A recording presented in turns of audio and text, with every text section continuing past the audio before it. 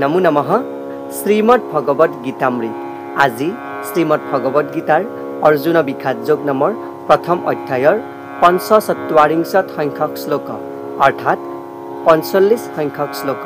শ্লোকভাগী হৈছে এনেধৰণৰ: যদি মাম প্ৰতিকাৰম অস্ত্ৰং শস্ত্ৰপাণয়ঃ ধৃতৰাষ্ট্ৰাৰণে হন্যুস্তন্মে ক্ষেমতৰং ভৱেৎ। অৰ্থাৎ যদি যুদ্ধক্ষেত্ৰত ধৃতৰাষ্ট্ৰৰ পুত্ৰসকলে হাতত অস্ত্ৰ লৈ আহি কোনো বাধা নিদিয়া অৱস্থাত আৰু হাতৰ পৰা অস্ত্ৰ ত্যাগ কৰা অৱস্থাত মোক অৰ্থাৎ অৰ্জুনক বধ কৰি পেলায়, তেতিয়া সেইটোৱেই মোৰ বাবে অধিক মংগলজনক হ'ব। উক্ত শ্লোকভাগীৰ বক্তা হৈছে ধনঞ্জয় অৰ্জুন। যেতিয়া কুৰুক্ষেত্ৰ মহাসমৰত যুদ্ধ সন্মুখত সমাগত হৈছিল, তেতিয়া অৰ্জুনে বংশমৰ্যাদা আৰু বৰ্ণাশ্ৰম ধৰ্মৰ নীতিৰ কথা উল্লেখ কৰাৰ প্ৰসংগত এই শ্লোকভাগী অৱতাৰণা কৰিছিল।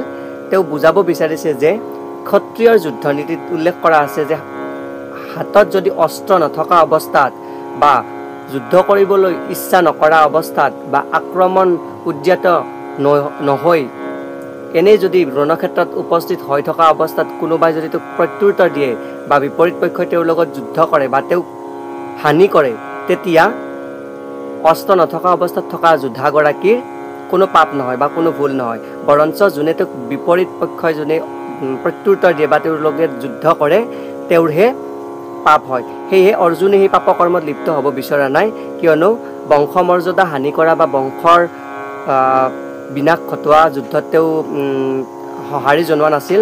যিহেতু সেই হেতুকে তেওঁ ভাবিছিল যে যদি তেওঁৰ অস্ত্ৰ নথকা অৱস্থাত বা চিন্তা কৰি থকা অৱস্থাত যদি ধৃতৰাষ্ট্ৰৰ পুত্ৰসকলে বা দুৰ্যোধন সৈতে অন্য যোদ্ধাসকলে যদি তেওঁক বধ কৰে, তেতিয়া বংশ পৰম্পৰাৰ যি আচাৰ ৰীতি নীতি তেওঁ সমূলি নাশ কৰিব বিচৰা নাছিল। তেতিয়াহ'লে তেওঁক যদি অন্যই বধ কৰে, তেতিয়াহ'লে তেওঁ উক্ত পাপৰ পৰা বা সমভাগৰ পৰা তেওঁ নিৰ্মূল হ'ব পাৰিব।